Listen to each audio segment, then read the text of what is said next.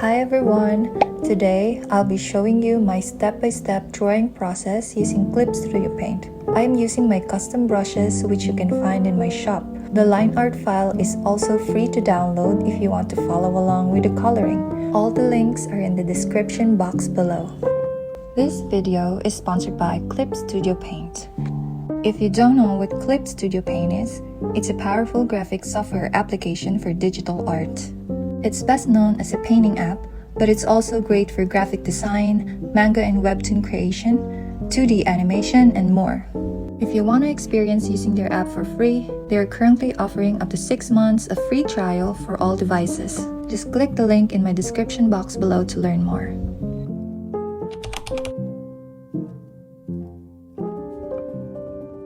So as you can see, I have already prepared a line art using one of my custom brushes. Before I start, I ensure the sketch layer is on top and locked to avoid accidentally painting over it or deleting the layer. Using the selection tool, I trace the skin area and use color drop to add the base color. Also fixing any minor gaps on the edges.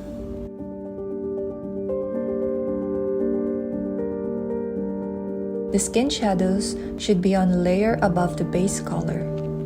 I then picked a shade of red and applied it to areas not directly hit by the light, such as under the nose, in the corner of the eyes, and under the chin. Also, it's better to start with lighter color and gradually add darker tones, similar to how you would paint with traditional watercolors.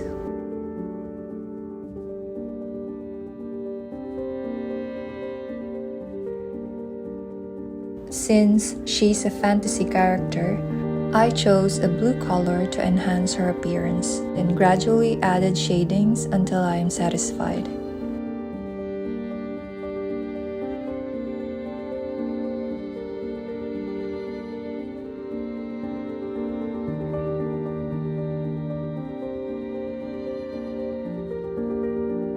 The gradient tool is also effective for quickly adding shadows to your illustrations.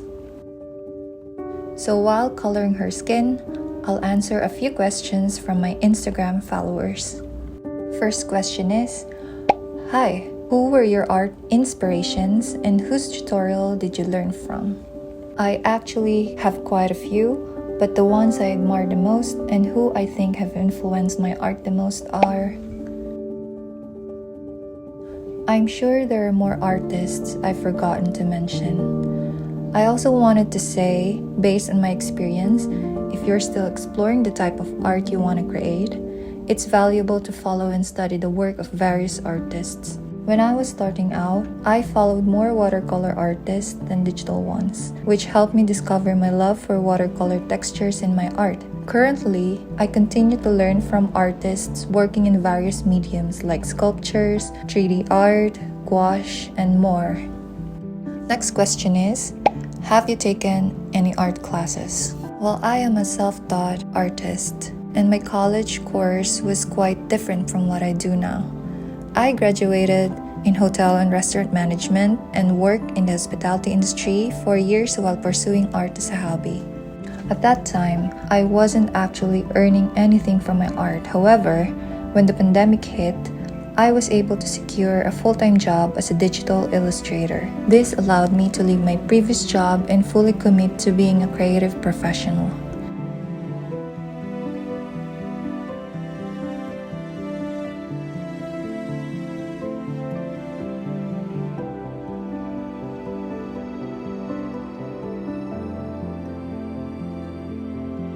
Next question I received was, do you have a favorite color palette? Over the years, I've noticed that my art has evolved, especially in terms of style and color. In my first year as a full-time artist, I used to only use warm tones. As time went on, my color palette gradually changed and I started incorporating more cool tones and bold colors in my art style. I also use more pinks and other fun colors now, with pink and purple being among my favorites.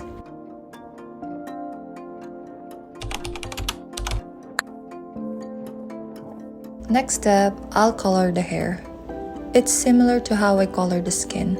I start with a base color, which I'm applying now. Then, I'll add darker tones for the shadows. After that, I'll add highlights and other colors to make the hair more interesting.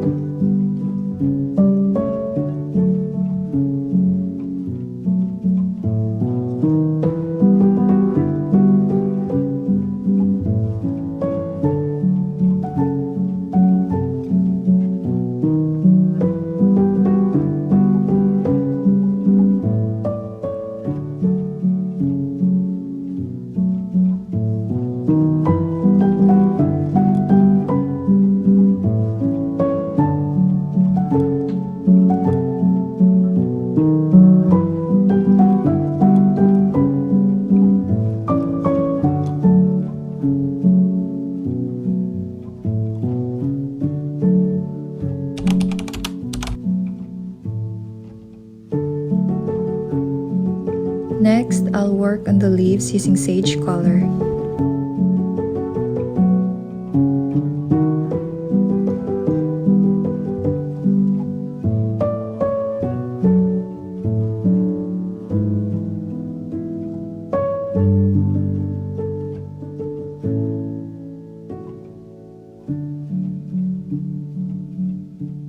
Initially, I use a brush but switch to gradient tool to achieve a specific effect.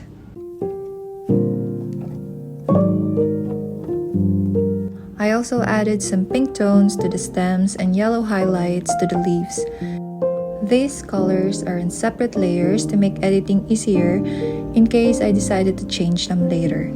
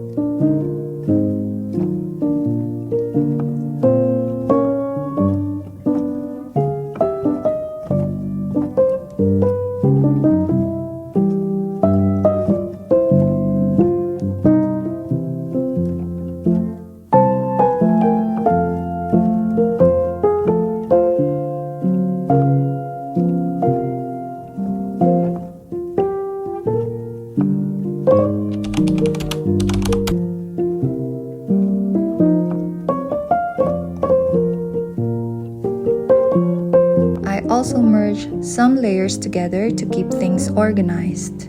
While it is not necessary, but if you're confident that you won't need to make edits to those layers, then it's fine to merge them together.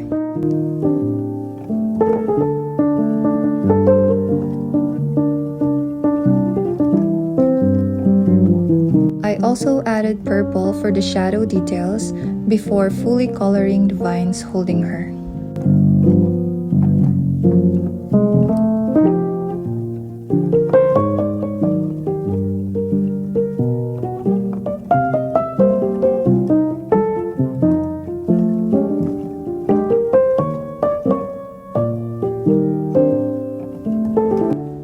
When the artwork is about 80% complete, that's when I add extra details like hair strands, additional shadows, and highlights.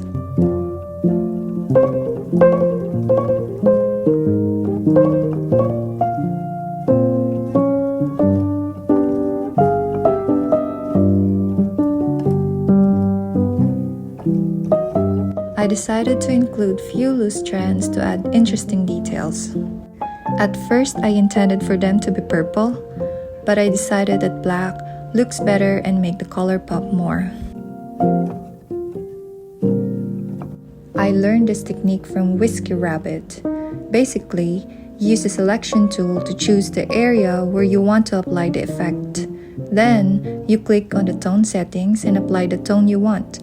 It's a nice effect and a quick and fun way to add style.